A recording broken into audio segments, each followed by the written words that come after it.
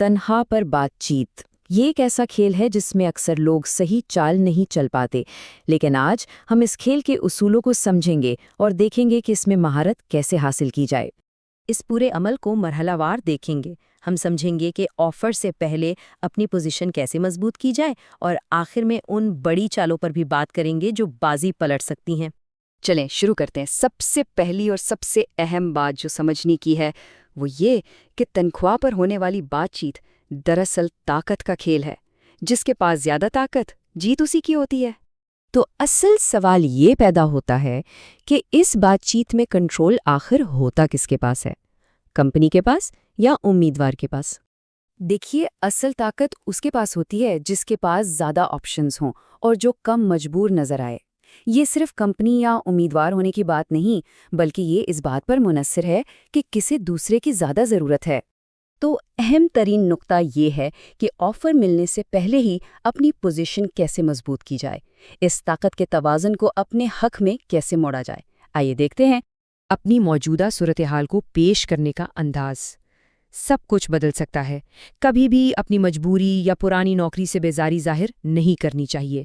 हमेशा एक मजबूत पोजीशन से बात करनी चाहिए। ये तीनों बातें ये इशारा देती हैं कि दूसरे ऑप्शंस भी मौजूद हैं और इन्हिसार सिर्फ इसी एक नौकरी पर नहीं है। इससे एचआर पर एक नफसियाती दबाव पड़ता है कि वो मामले को संजीदगी से ले। अब आते हैं खुद ऑफर की तरफ और देखते हैं कि कंपनियां कैसे चालाकी से तनख्वाह को हकीकत से ज़्यादा बड़ा दिखा सकती हैं। एक आम चाल है वेरिएबल पे, यानी तनख्वाह का एक बड़ा हिस्सा कारकर्दगी पर मुनहसर होता है। ये कागज़ पर तो बहुत अच्छा लगता है, लेकिन हो सकता है ये पूरी रकम कभी मिले ही नहीं। ये काबिले भरोसा नहीं होती। इस चाल का तोड़ करने के लिए ये दो सवालात बहुत अहम हैं। इनसे अंदाज़ा हो जाएगा कि हकीकत में कितनी रकम मिलने की तवक्को की जा सकती है। सच्चाई सामने आ जाएगी। दूसरी चीज़ है जॉइनिंग बोनस। ये पैसे बैंक में तो आते हैं, लेकिन सिर्फ एक बार। दूसरे साल से ये ख़त्म हो जाता है। ये एक वक्ती फ़ायदा है, तवील मुद्दती नहीं। इसलिए सबसे ज़रूरी बात यह है कि हमेशा फिक्स्ड यानी मुकर्ररा तनख्वाह पर बातचीत की जाए और कंपनी से हमेशा पूरी तफसीलात मांगे ताकि कोई छुपी हुई कटौती सामने आ सके। अब आते हैं इस नाजुक लम्हे पर जब ये बताना होता है कि कितनी तनख्वाह चाहिए। ये वो मोड़ है जहां से बातचीत का रुख तय होता है। नफ्सियात में एक उसूल है जिसे एंकरिंग कहते हैं। मतलब जो शख्स बातचीत में पहला नंबर देता है, गुफ्तगू उसी नंबर के गिर्द घूमती है। इसीलिए कभी भी कंपनी से उनका बजट नहीं पूछना चाहिए, हमेशा अपनी कीमत पहले बतानी चाहिए। अच्छा, बातचीत शुरू करने से पहले जहन में 3 नंबर बिल्कुल वाज़े होने चाहिए। वो कम से कम रकम जिसके बगैर गुजारा नहीं, वो रकम जिस पर इत्मीनान होगा और वो रकम जो एक ख्वाब की तरह है। और इसका अमली तरीका ये है कि बातचीत का आगाज़ हमेशा अपनी ड्रीम यानी ख्वाबों की तनख्वाह बताकर किया जाए। इससे बातचीत का मेयार शुरू से ही बुलंद हो जाता है।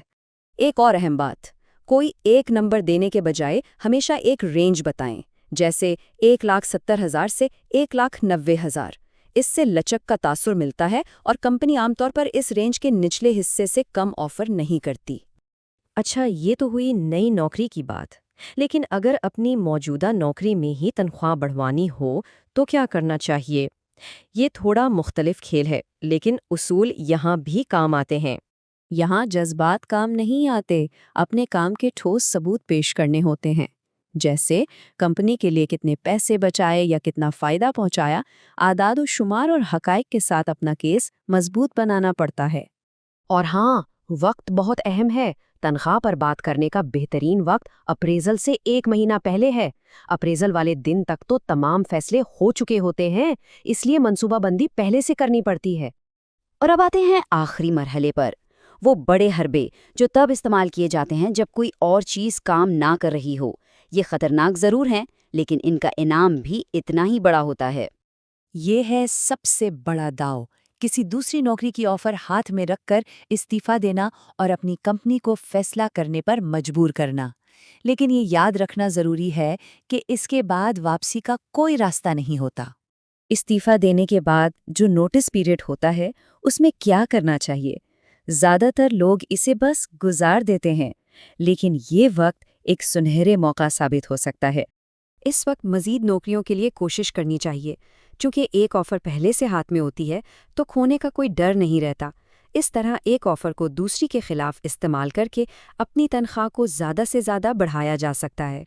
تو اب جب یہ سب چالیں اور حکمت عملی سامنے آ چکی ہیں تو کوئی بھی ایک بہتر مذاکرہ کار بن سکتا ہے۔ طاقت اب تیاری کرنے والے کے ہاتھ میں ہے۔ سوال یہ ہے کہ اس کھیل میں اگلا قدم کون اور کیسے اٹھائے۔